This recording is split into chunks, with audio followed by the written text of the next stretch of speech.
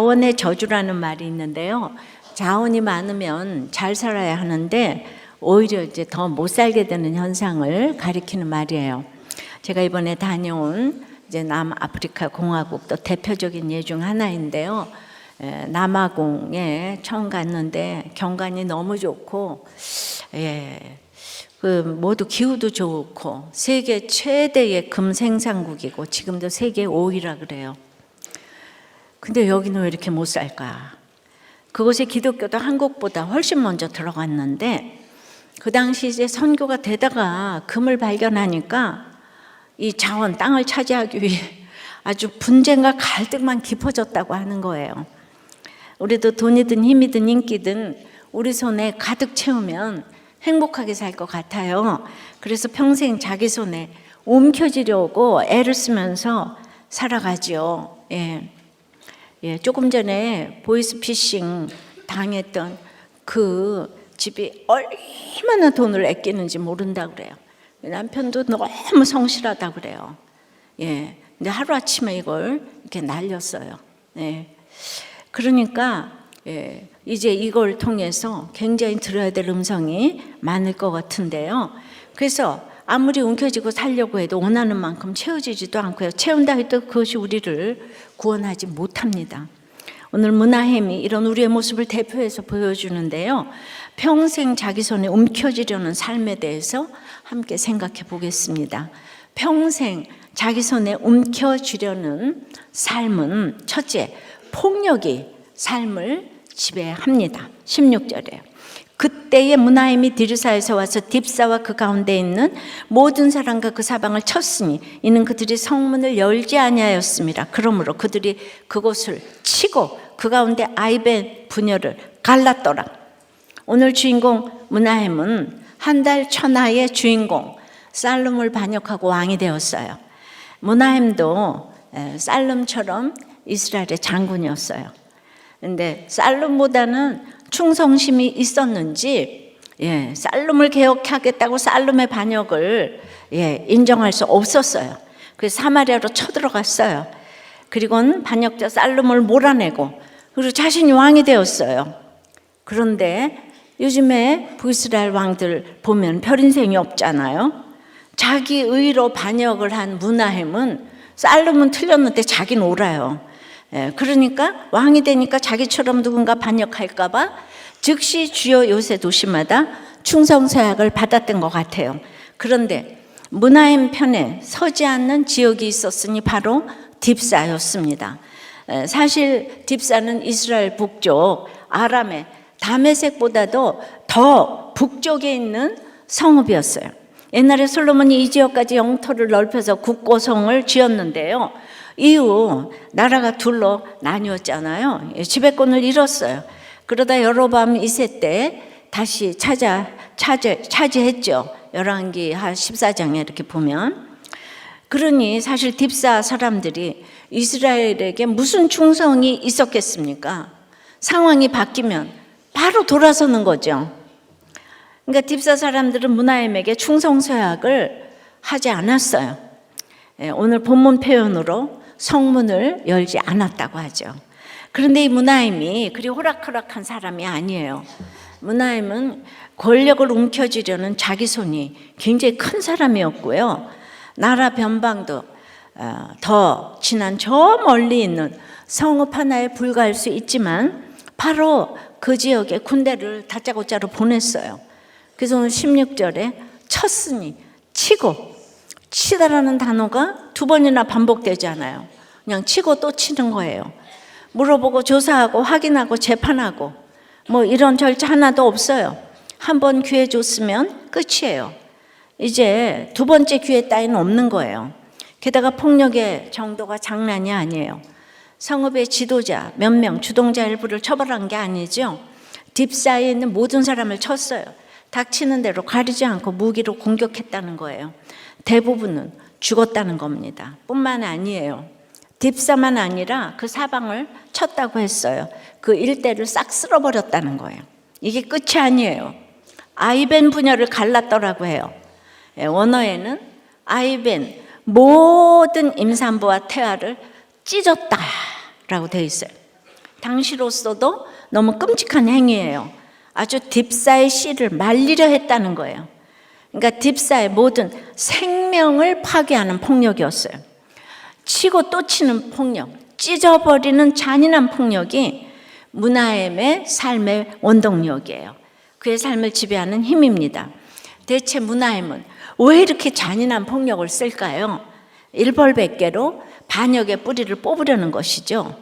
자, 봤지? 이 무나엠 손에 안 들어오면, 내 손에 잡히길 거절하면 이렇게 되는 거야. 잘 생각해. 이스라엘 모든 백성에게 경고합니다. 무나엠이 왕권을 움켜쥐려는 손아귀 힘이 이렇게 셌어요. 권력력이 엄청나게 컸습니다. 욕심이 죄를 낳는다고 하시잖아요. 이 무시무시한 욕심이 끔찍한 폭력을 낳은 겁니다. 그런데 이 폭력이나 욕심도 드러난 하나의 현상일 뿐이에요.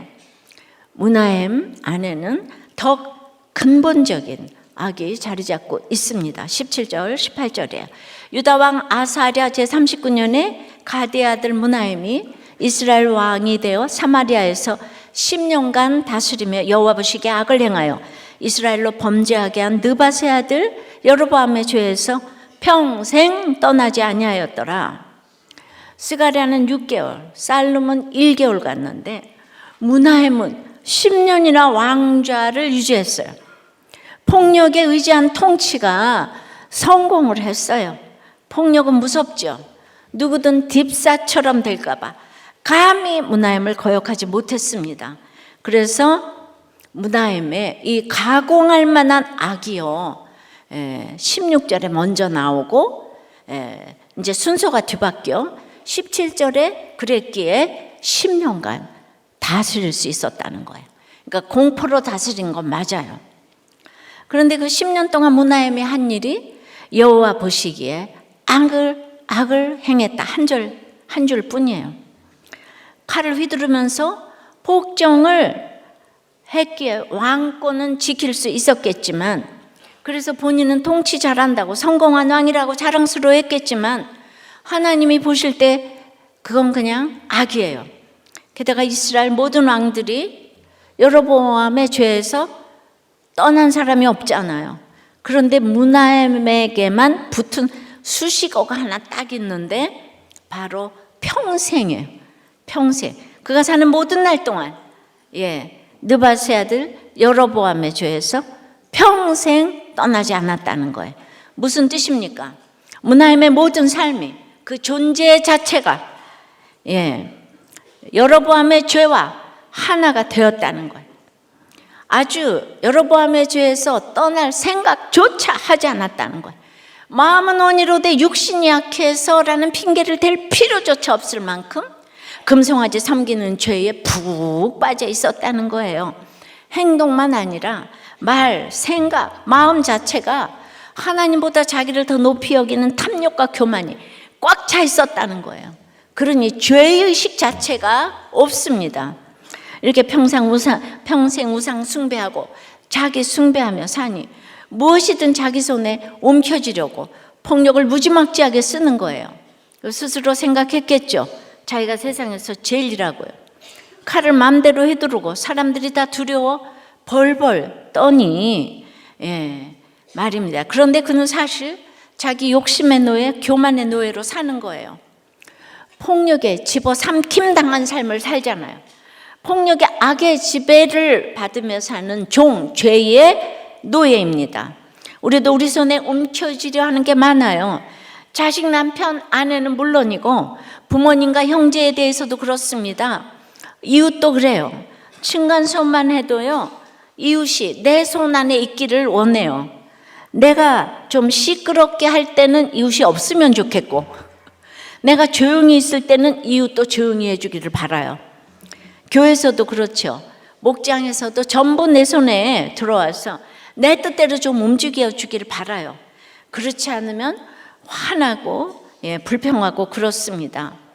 여러분, 목장을 이렇게 활발하게 하는 것 자체가 믿음이 다 다른데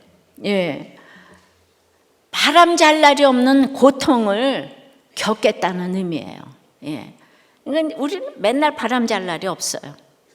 그래도 살아나는 사람이 압도적으로 많기 때문에 해야 되는 거예요. 나라는요, 요새 너무 시끄럽잖아요. 서로 남 탓하면서 옳고 그름 따지는 건 사실 제일 쉬운 거예요. 간단한 거예요.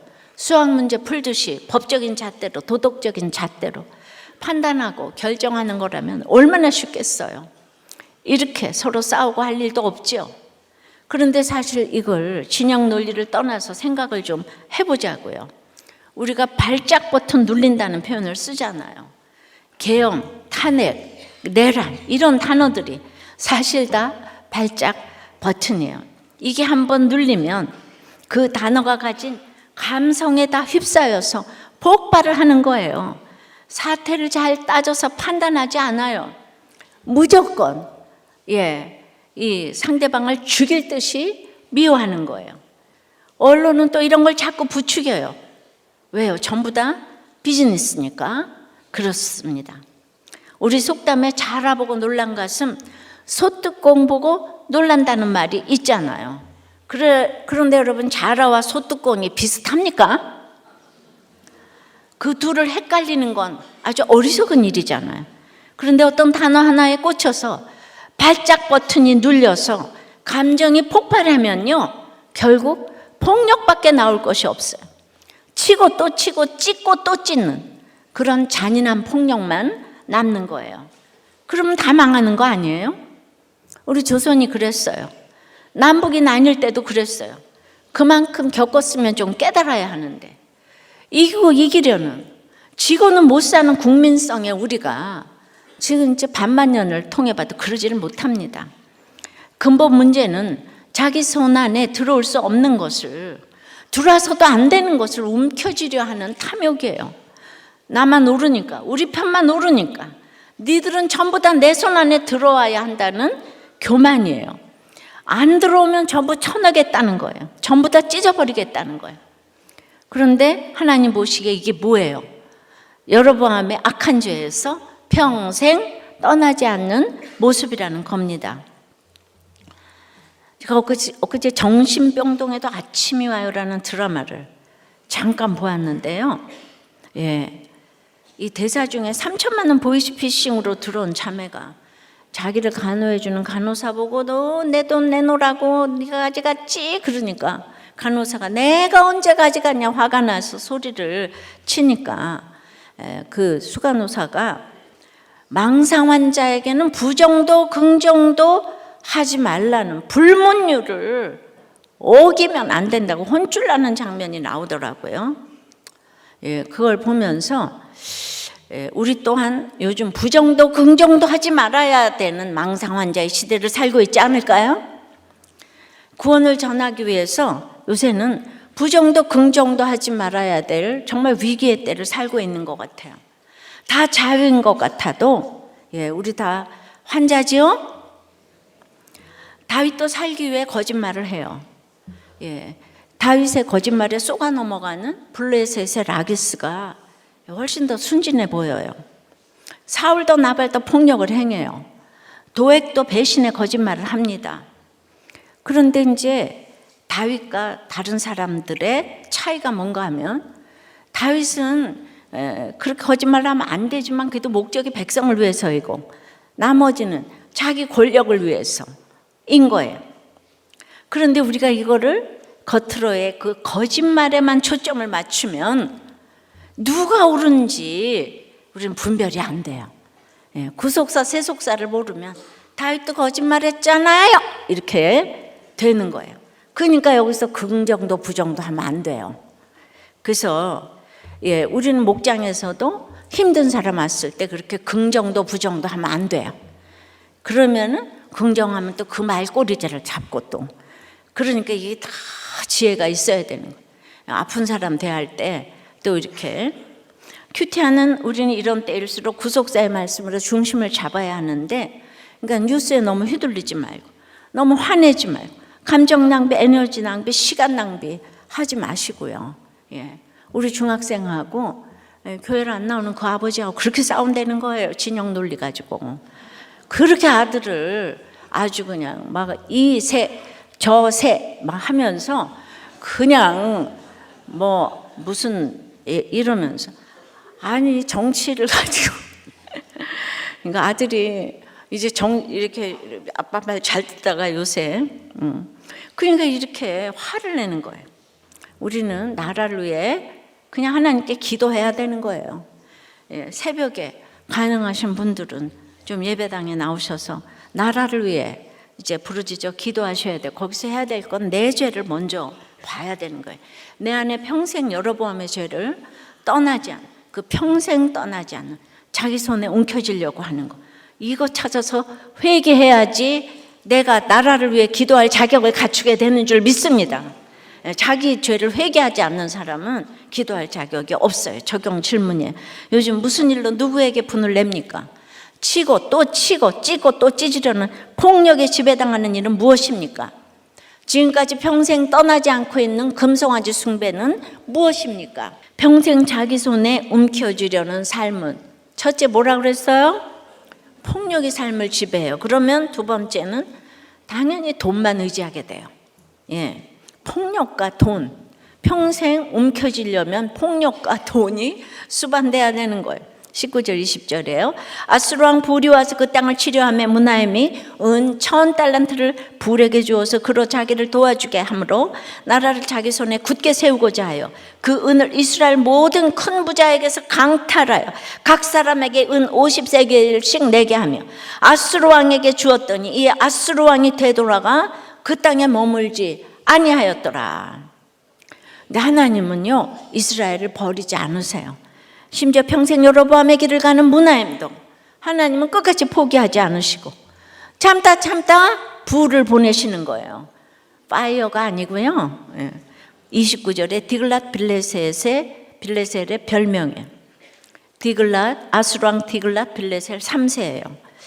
예, 이 사람은 아수르의 영토를 2배나 넓힌 아주 그만큼 많은 그만큼 많은 전쟁을 치렀다는 뜻이고요.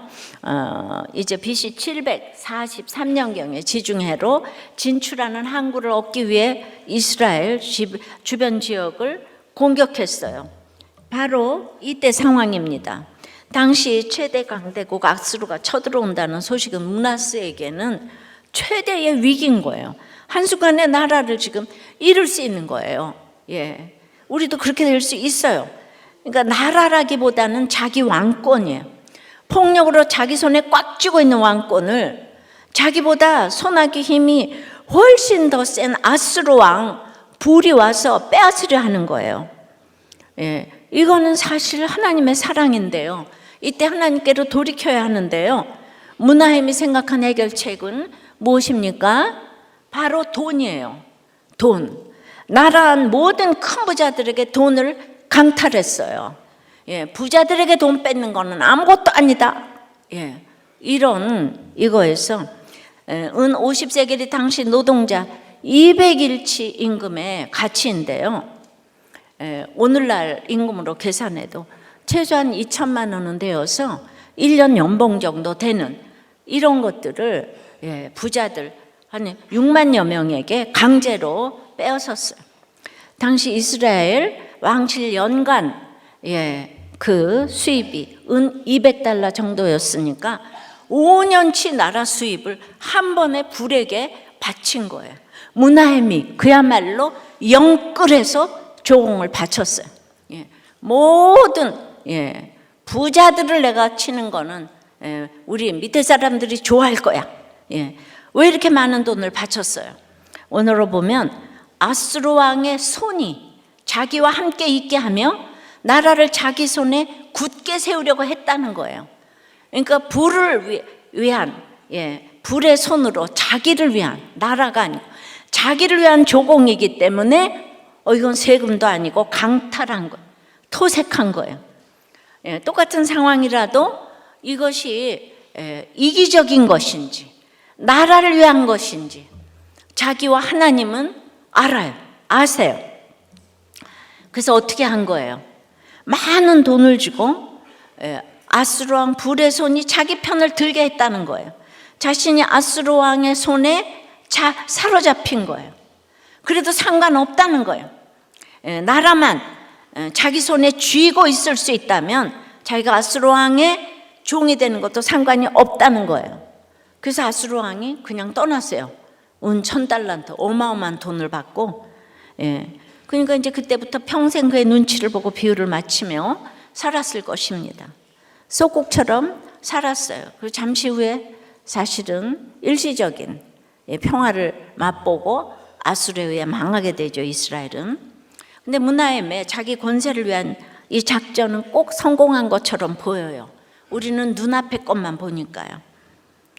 이 백성들이 이렇게 악해요. 이세벨이 그렇게 악해도 나봇 죽이는데 백성들이 한편이 되잖아요, 그죠? 무서운 지도자 밑에서 다들 욕하면서 무서우니까 다 한편이 돼요. 그러니까 무서운 사람한테 매 한 번 맞으면 길이 잘 들여진다고 그랬죠. 그러니까 이게 무서워요, 진짜. 21절 2절에요. 므나헴의 남은 사적과 그가 행한 모든 일은 이스라엘 왕 역대지략에 기록되지 아니하였느냐. 므나헴이 그의 조상들과 함께 자고 그의 아들 부가이아가 대신하여 왕이 되니라. 이제 반역으로 왕권을 움켜쥔 므나헴은요, 그동안에 보면 계속 또 반역을 당했잖아요. 근데 이 사람은요, 반역을 안 당하는 거예요. 천수를 누리고 갔어요. 소위 정치가 진짜 이 사람이 구단인 거예요. 아들 부가이아가 왕위를 이어받았어요. 겉으로 보면 왕위도 차지했고 잔인한 폭력을 휘두른 공포 정치가 통해서 반역자도 안 나왔어요. 아수르의 침공이라는 최대 위기도 돈의 힘으로 극복했습니다.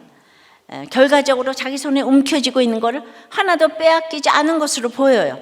그러나 므나헴 인생에 대한 하나님의 평가는 악을 행한 인생이에요. 그것도 여로보암의 죄에서 평생 떠나지 않은 인생이에요. 하나님의 심판이에요. 심판받은 인생이에요.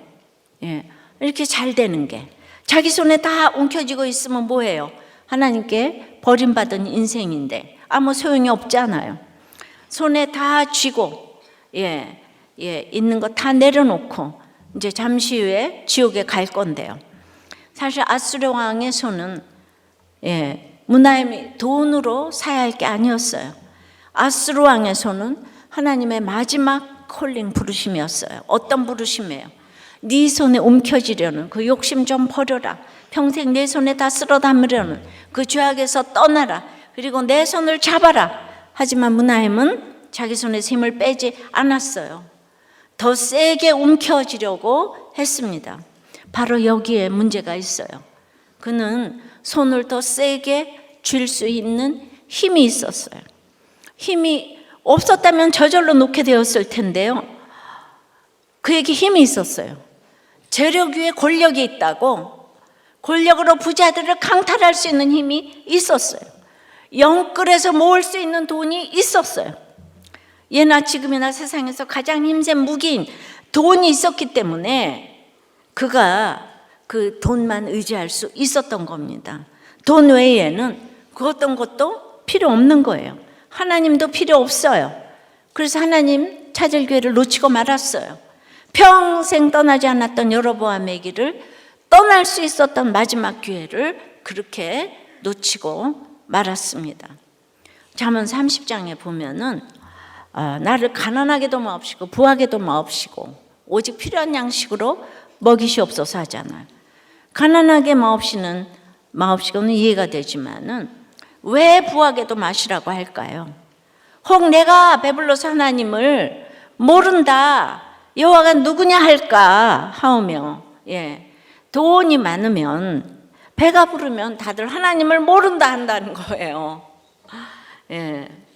그래서 돈이면 다 된다는 생각 자체가 돈만 의지하려는 이제 마음이에요. 그러니까 그렇게 아끼고 성실하게 살았는데 이 16억을 보이스피싱을 당하면 어떻게 되는 거예요? 그러니까 악해도 성실해도 이제 정말 하나님께 구하고 가야 되는 거예요. 이것이 평생 자기 손에 근데 이제 인생은 누구나 다 똑같은 거예요. 나쁘고 좋아서가 아니에요.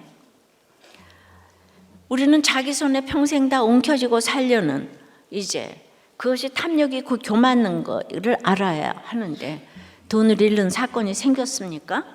내가 돈처럼 의지하는 지위, 권력, 사랑, 관계 등 온갖 우상들을 빼앗기는 사건을 당했어요. 손에 움켜쥐고 있던 그 세상의 힘들을 어쩔 수 없이 놓아버려야만 하는 상황에 몰렸습니까? 그건 망하는 사건이 아니에요. 예. 보이스피싱도 망하는 사건이 아니에요. 그냥 회개하라고 주시는 사건이에요. 그 사건을 통해 주님이 이렇게 외치시는 거예요. 돈 움켜쥐고 있는 손 놓고 내 손 잡아라. 내가 네 손 잡아줄게. 꼭 잡아줄게. 놓지 않을게. 너 내 손만 꼭 잡고 따라오렴. 예. 적용 질문이요. 내 손에서 빼앗길까 걱정하고 두려워하는 것은 무엇이에요? 아스루 왕의 손처럼 내가 내 편 삼으려 하는 세상 힘은 무엇이에요? 올 한 해 내가 강탈한 것은 없습니까? 신앙 고백으로 11조를 하세요? 억지로 하세요? 안 하세요? 예. 굉장히 중요한 질문인 것 같아요. 직분을요, 너무 탐을 내도 이상하지만 너무 안 하겠다는 것도 이상한 거예요. 예, 항상 이제 하나님의 그 타이밍대로 평생 자기 손에 움켜쥐려는 삶은 첫째 뭐요? 폭력. 예, 폭력이에요. 두 번째는 돈이에요, 돈. 그러면 세 번째는 결국 모두 잃고 말아요. 23절 4절에요. 유다의 왕 아사랴 50년에 므나헴의 아들 부가이아가 사마리아에서 이스라엘 왕이 되어 2년간 다스리며 여호와께서 보시기에 악을 행하여 이스라엘로 범죄하게 한 느밧의 아들 여로보암에 죄해서 떠나지 아니한지라. 이 가운데도 유다 왕 아사랴는 남유다 아사랴는 나병으로 별궁에 있어도 50년이 넘도록 왕자에 앉아 있는 거예요. 유다의 왕들은 여호와께서 보시기에 정직행하였으나 산당을 제하지 못했잖아요. 북이스라엘 왕들은 처음부터 여호와 보시기에 모든 왕들이 악하게 행했다고 그랬어요. 여호와 보시기에 악을 행했다. 이렇게 달라요. 그러니까 북이스라엘은 이제 망할 날이 곧 다가오고 있어요. 끝으로 달려가니까 지금 반역이 계속 일어나서 6개월, 1개월, 10년, 2년으로 이제 악으로 치닫고 있는 거예요. 므나헴은 아들 이름을 부가야로 지었는데 여호와께서 여신다라는 뜻이에요. 하나님을 믿지도 않은 므나헴인데 열리기를 간절히 소원한 게 무엇일까요? 오래오래 이어질 자신의 왕조.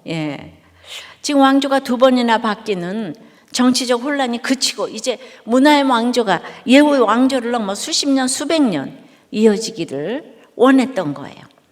그런데 므나헴의 관심은 평생 자기 손, 우리 집, 자기 손에 잔뜩 움켜쥐는 것 뿐이었어요. 그러니까 므나헴 왕조가 영원히 이어지기를 바라는 것도 자기 손에 왕권을 영원히 놓고 싶었던 것이죠. 그렇게 하기 위해서 정작 해야 할 것을 하지 않았어요. 무엇을 해야 할지도 몰랐어요. 왜죠? 이미 답을 안다고 생각했던 것이에요. 왜냐하면 돈만 있으면 다 된다고 확신했던 거예요. 주변 나라들이 무서워서 어쩔 줄 모르는 아스루 왕도 자기 돈으로 구워 삶았잖아요. 돈의 힘이 일평생 계속해서 통했어요. 폭력이 통했어요. 그러니까 자기는 이미 눈이 열려서 모든 것을 볼 줄 안다고 확신했어요. 정작 열어야 할 것은 하나님을 믿는 영의 눈인데 휘두를 수 있는 주먹이 있고 쓸 수 있는 돈이 있으니까 자신이 평생 어떤 길로 가고 있는지 띵크하지 않습니다. 그렇게 평생 여로보암의 죄를 떠나지 않고 평생 자기 손에 가득 채우며 사니 그 아들 부가이아가 무엇을 배우겠습니까? 아버지 따라 여호와께서 보시기에 악을 행할 뿐이었어요. 아버지와 똑같이 여로보암의 죄에서 떠나지 않았습니다. 그냥 여호와께서 보시기에 악을 행했다. 이제 악의 평범성이니까. 근데 뭐가 이렇게 부연 설명이 붙은 왕들은 아주 악한 왕들이란 뜻이에요. 그래서 어떻게 됩니까? 25절 6절에 그 장관 르말랴의 아들 베가가 반역하여 사마리아 왕궁 호위소에서 왕과 아르곱과 아리엘을 죽이되 길르앗 사람 50명과 더불어 죽이고 대신하여 왕이 되었더라. 부가이아의 남은 사적과 그가 행한 모든 일은 이스라엘 역대지략에 기록되니라. 부가이아는 자기 장관 베가에 의해 반역을 당해 죽습니다. 장관은 왕을 지키는 호위대장을 말해요. 경호실장 되는 거죠. 그러니까 왕을 지켜야 할 이 경호실장이 왕을 죽이는 거예요. 어디서 죽었나요? 사마리아 왕궁 호위소래요. 왕궁 호위를 책임지는 요새예요. 왕궁에서도 제일 안전한 곳, 다른 곳이 다 무너져도 마지막까지 남아있을 왕궁 호위소에서 경호실장의 손에 목숨을 잃습니다. 역설 중에 역설인데요. 또한 우리 삶의 단면이기도 합니다. 믿었던 사람 배신하고 배신당하는 것은 인간에게 너무도 평범한 악이에요. 그러니까 이제 북이스라엘은 사람이 죽었다고 해도 아무도 놀라지도 않아요. 이것이 바로 아버지 따라 여로보암의 죄에서 떠나지 않은 삶의 결론입니다. 나아가 이것은 문하임에 대한 하나님의 심판이에요. 평생 여로보암의 죄에 대한 심판이에요. 평생 그 손으로 다 옮겨지려고 했는데, 다 옮겨진 줄 알았는데 결국 다 잃고 말았어요. 가장 믿을 수 있는 사람의 손으로, 가장 믿을 수 있는 장소에서 자기 손으로 꼭 쥐고 있던 걸 전부 다 잃어버렸어요. 문하임 사후 2년 만에 다 잃어버렸어요. 문하임이 곧 모든 인류를 대표하지요. 우리도 태어난 상태 그대로 살았다면 문하임처럼 평생 자기 손에 뭔가를 잔뜩 움켜쥐려고 수고하고 무거운 짐진 채 살다가 결국 다 잃어버리고 끝났을 것이에요. 2차 대전 후에 이제 일본은 인간 승리로 이를 악물고 일어나서 economic animal, 경제 동물이라고 그러잖아요. 그래서 경제 대국이 되었어요. 그래서 불과 30-40년 전만 해도 삼성은요, 소니를 쳐다보지도 못했어요. 근데 우리나라는 감사하게도 전쟁 후에 예수를 너무 잘 믿었어요. 그래서 이 선교사를 조그만 나라에서 미국 다음으로 많이 파송하는 나라가 되었으니까 이 우상단지 나라에서 그야말로 이 기적 중에 기적입니다. 그러니까 불과 30-40년 만에 이 삼성이 소니를 물리치는 상상이 안 되던 일이 일어났어요. 그래서 우리는 하나님의 은혜로 10위권에 들어갔는데요. 이번에 처음 간 아프리카는요, 공항마다 너무 진검사 스캔을 많이 하더라고요. 뭐 여기 검사하고 나면 또 하고 또 하고 짐을 다 벌려라 이러고. 그래서 이제 케이프타운 공항에 도착하자마자 짐 하나를 딴 사람이 들고 가버렸어요. 그래서 오지도 않아.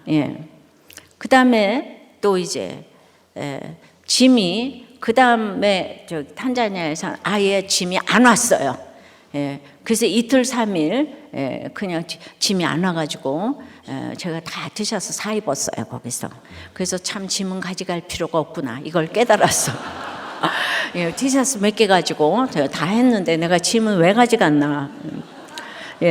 그리고 이제 또 비행기가 그렇게 이제 2시간 늦게 오니까 하루를 공항에서 이제 보내야 됐어요. 그리고 이제 선교사님들 간식으로 부탁을 받고 가지고 들어간 믹스 커피 그거를요 또 다 풀라요. 그랬더니 이건 뭐 우리나라 음식 아니라고 하면서 벌금 내라고. 그래서 그 다음 날 이제 우리 TT 청년들도 또 또 다 걸려서 벌금 엄청 냈어요. 그냥 3주 동안 선교사 수련회 2곳과 각 곳의 한인교회 연합집회로 남아공의 이 케이프타운, 더반, 요하네스버그, 케냐를 경유해서 또 이제 그 탄자니아의 잔지바, 또 이제 모로코로 등에 가느라고 한 7번의 비행기를 탔는데 때마다 검사가 그렇게 요란한 거예요. 그러다가 마지막에 한국에 들어오니까 전국이 따로 없어요. 우리 다 무사 통과잖아, 그죠? 한국이 10위권으로 들어오니까 이렇게 아기 팽배한데도 잘 살긴 하더라고요. 그러나 하나님의 은혜를 인정하지 않으면 이거 순식간에 다 잃어버릴 수 있어요. 지금 북이스라엘이 금송아지 섬기다가 잠시 후에 없어져 버렸어요. 더 센 나라가 나오면은. 근데 이제 우리는 인구 절벽이잖아요. 그런데 그 절망의 땅이 참 희망의 땅인데, 아프리카는 정말 인구가 우라지게 많아서 14억인 거예요. 14억. 우리나라 볼 때가 아니에요 지금. 근데 가보니까 빈부차별, 흑백 갈등이 대단했어요. 케이프타운만 해도 7% 백인들이 땅을 다 갖고 있다고 그래요. 여러분 이거 적용해야 돼요. 그들은 프랑스나 영국에서 신앙의 개혁을 위해서 거기 갔잖아요. 그러니까 옳고 그름으로 틀렸다, 밸런스 다 틀렸다 갔는데 거기서 그러면 복음을 잘 전해야 되잖아요. 근데 그들은 오직 백인에게만 복음을 전하고 흑인들에게는 복음을 전하지 않고, 그리고는 이제 그 땅들을 사가지고 하나도 논아주지 않고, 똑같이 지금 옳고 그름의 개혁의 대상이 백인이에요 지금. 그러니까 개혁을 하려고 그러면 안 돼. 복음을 전해야지. 그러니까 백인 우월주의에 젖어 있고, 또 흑인들은 피해의식으로 똘똘 뭉쳐 있으니까 여전히 도둑과 강도들이 활개를 치고 있지만 그런 희망을 봤어요. 왜냐? 예수만이 답이거든요. 삶의 간증은 세계 공용어예요. 그래서 아프리카에도 큐티인은 통하더라고요. 그리고 이 많은 곳을 갔는데 가는 데마다 아는 분들이 반드시 계시고 큐티인을 쓰고 있는 분들이 반드시 있어. 제가 아프리카 끝에 가도 있다고 그랬죠? 진짜 있더라고요. 그러므로 우리가 할 일이 정말 이렇게 많더라고요. 그래서 우리가 이사야 65장 2절처럼 내가 종일 손을 펴서 자기 생각을 따라 옳지 않은 길을 걸어가는 패역한 백성을 불렀나니, 아주 그냥 자기 손을 평생 꽉 쥐고 살던 패역한 우리를 종일 손을 펴서 불렀는데, 펴고 또 펴서 불러도 대답하지 않으니 직접 사람이 되셔서 이 땅에 오셨어요. 그래도 영접하지 않으니 우리에게 성령을 보내주셨습니다. 하나님께서 손을 펴서 행하신 이 구원에 힘입어 이제 우리는 평생 자기 손에 움켜쥐려던 악한 길을 떠나서 이제는 평생 자기 손해가 아니라 평생 주의 손에 우리 자신을 맡기고 주의 손에 의지하며 주신 사명을 감당하는 복된 삶을 살게 되기를 축원합니다. 이제 적용 질문이에요. 가정에서 나는 어떤 모습을 보여주고 있습니까? 올해 손을 펴서 섬기지 못한 일은 무엇입니까? 주님의 손을 붙잡기 위해 이번 한 주 어떻게 하겠습니까? 2024년 남은 열을 우리가 이렇게 주님의 손을 꼭 잡고 우리가 있어야 할 자리를 잘 지킬 수 있기를 축복합니다. 말씀을 맺어요. 평생 자기 손에 움켜쥐려는 삶은 첫째 폭력이 삶을 지배한다고 그랬어요. 그리고는 돈밖에 모른다고 그랬어요. 그러면 결국 다 잃고 만다고 합니다. 우리는 우리가 잘나서가 아니고 우리를 위해서 예수님을 우리에게 보내주셨기 때문에 이 예수님을 믿으면 이 손을 펼 수가 있게 될 줄 믿습니다. 기도할게요. 아버지 하나님, 한 달 천하에 이제 살름을 반역한 문하임이 아이벤 부녀를 찢을 정도로 잔인한 큰 손으로 평생 폭력과 재물로 나라를 철권 통치했다고 합니다. 지금 이렇게 무서우면 누가 무슨 말을 할 수가 있었겠습니까? 그리고 저는 아무리 생각해봐도 문화행가는 내가 상관이 없는 인생인 줄 알았습니다. 그런데 자기 손에 평생 움켜쥐고 있었던 인생이 바로 저가 아니겠습니까? 이렇게 참으로 돈이 좋아 공부하고 결혼하고 모든 것을 다 잃고 지옥 갔을 저인데 하나님이 사랑하셔서 아수르의 불을 보내셔서 저를 밟아주셔서 문화인가 다를 것이 없는 저의 주제를 알게 해주셨습니다. 다윗이 울 기력이 없도록 울다가 하나님께 물었을 때 병든 아말렉 소년 한 사람이 보여서 그를 구해주고 전쟁에 이겨 식구들을 도로 찾게 하셨습니다. 큰 구원은 늘 병든 한 사람부터 보이는 것이 시작인 줄 알게 하여 주시옵소서. 주님, 참으로 나라가 지금 혼란스럽습니다. 주여, 우리 모두 각자의 죄를 보며 평생 자기 손에 움켜쥐려는 것들을 내려놓게 하여 주시옵소서. 내 옆에 힘든 한 사람부터 보기 시작하여 도로 찾는 이 나라의 영광을 보게 하여 주시옵소서.